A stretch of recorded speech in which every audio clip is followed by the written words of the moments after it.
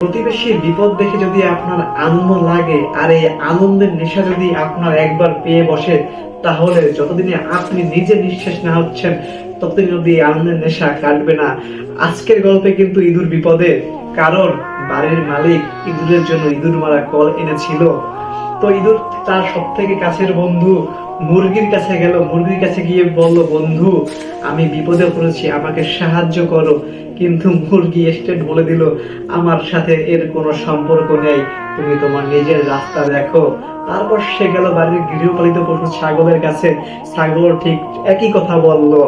তারপর ইঁদুর নিরুপায় হয়ে বাড়ির সব থেকে বড় গৃহপালিত পশু গরুর কাছে গেল। গরু বলল যে ইঁদুর মারা কল কি বা করবে আমার, তুমি তোমার নিজের রাস্তা দেখো, এর সাথে বাপু আমারও কোনো সম্পর্ক নেই। তারপর ইঁদুর নিরুপায় হয়ে তার গর্তে চলে গেল। ওই দিন রাতে বাড়িতে হুলস্থুল লেগে গেল, কারণ বাড়ির মালিককে সাপে কেটেছিল। বাড়ির মালিক ভেবেছিল হয়তো ইঁদুর মারা কলে ইঁদুর পড়েছিল, কিন্তু পড়েছিল একটা কেউটে সাপ। তাকে দেখতে বৈদ্য আসলো। বৈদ্য সে বলল যে তাকে মুরগির স্যুপ দিতে হবে, তাহলে সুস্থ হয়ে যাবে। তাই প্রথমেই বাড়ির সেই মুরগিকে জবাই করা হলো। দেখতে প্রতিবেশী আসা শুরু করলো এবং প্রতিবেশীদের আপ্যায়নের জন্য বাড়ির সেই ছাগলকেও জবাই দেওয়া হলো।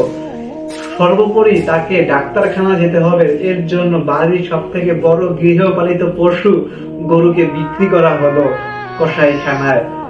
এভাবে হয়তো বা গল্পটা শেষ হলো, কিন্তু মোরাল অফ দ্য স্টোরি, আমরা যদি আমাদের প্রতিবেশীদের বিপদ দেখে এভাবে আনন্দ উপভোগ করি, তাহলে হ্যাঁ, গল্পটা কিন্তু আপনার এবং আমার জন্যই।